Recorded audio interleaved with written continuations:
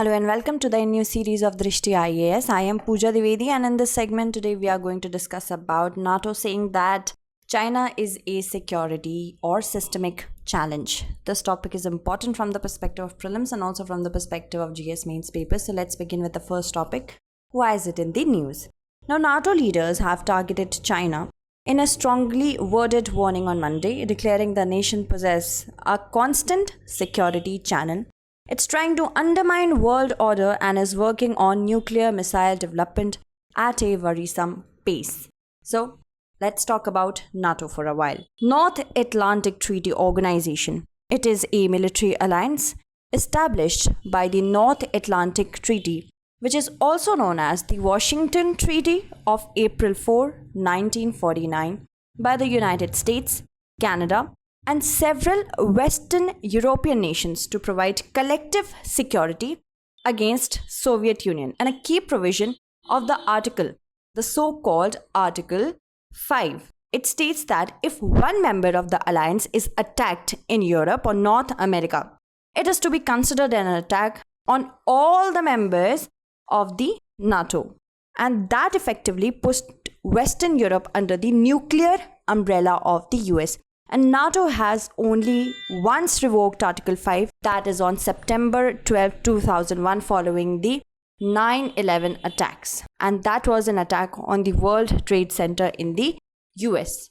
If we talk about the current summit, in a summit statement, the leaders said that China's goals and assertive behavior present systemic challenges to the rules-based international order and to areas relevant to alliance's security. The warning to China comes as US President Joe Biden has stepped up his efforts to rally allies to speak in a more unified voice about China's human rights record, its trade practices, and about its military's assertive behavior that has unnerved US allies in the Pacific, that is Australia, Japan, and also India. While the 30 heads of state and governments avoided calling China a rival, they expressed concerns about what they said were its coercive policies, the opaque ways it is modernizing its armed forces, and its use of disinformation for disseminating propaganda. And China had already slammed G7 manipulation after Xinjiang, Hong Kong criticism. It said that gone are the days when the small countries used to dominate the world. And of course, now it has said that NATO is exaggerating China threat theory. If we talk about the NATO 2030 is an ambition and forward-looking initiative to strengthen the alliance and ensure that it remains fit and relevant for the future. Saying by the NATO secretary was such that we meet at a pivotal moment for our alliance, and today we will open a new chapter in our society, transatlantic relations. In December 2019, NATO heads of states and government asked Secretary General Jens Stoltenberg to undertake a forward-looking reflection about NATO's future and to fulfill the mandate. The NATO 2030 initiative was launched on 8 June 2020, and as a part of this initiative, the Secretary General stated that NATO would engage with young leaders and ask them to provide fresh thinking on how to further strengthen the alliance to meet the emerging security challenge in the coming decades.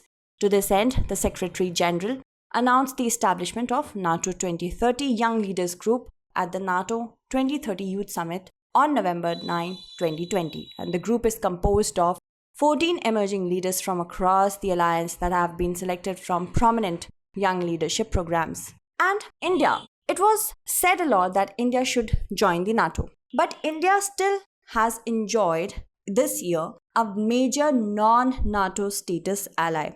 A lawmaker earlier this year introduced a bill in the House of the US of Representatives to terminate the designation of Pakistan as a major non-NATO ally, a status that allows for various benefits such as access to US defense supplies and participation in cooperative defense research and development projects. And now India has this status. Who are the other major non-NATO allies of the US? 30 other countries are there. These non-NATO countries, they share a strategic working relationship with the US armed forces. This status is granted to countries from Korea to Argentina depending upon US strategic interests. Brazil was the latest country to be granted this status in 2020, and the MNNA status was first created in the year 1987. The initial MNNAs were Australia, Egypt, Israel, Japan, and South Korea. Moving on, let's talk about the significance of this summit for India. First significance is, of course, to contain China's meteoric and aggressive rise in Indo-Pacific, because China is transgressing not only India's lands but Nepal's lands, trying to capture Bhutanese land as well.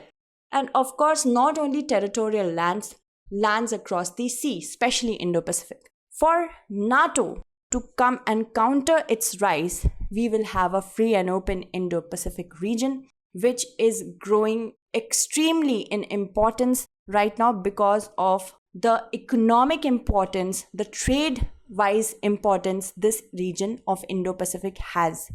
And of course, robust trade relations would be increasing if free and open Indo-Pacific remains with the help of NATO, because we need to counter China.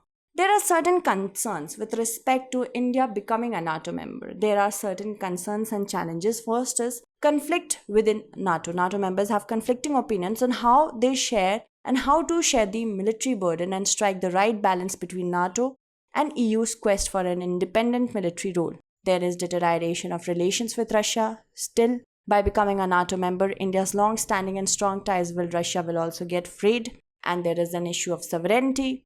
Another issue, it would be the establishment of NATO bases on India's territory and dragging down or into various other conflicts as well. This is the downside of being a part of NATO, and India has since long followed non-alliance movement, non-alliance agenda, non-alliance principle, so that will also get into problems. In conclusion, the bureaucratization of the engagement between India and the Western countries has prevented India from taking full advantages of re-emerging geopolitics of the Atlantic. However, India's recent proactive approach has certainly sought to end this prolonged political neglect. Given this, a pragmatic engagement with NATO countries must be an important part of India's foreign policy, especially in the ever-changing world. Let's move on to our question. India's continued reluctance to engage a major institution like NATO will be a stunning case of strategic self-denial. Critically analyze. So, I hope you'll be able to answer this question with the help of this segment. That's it for today.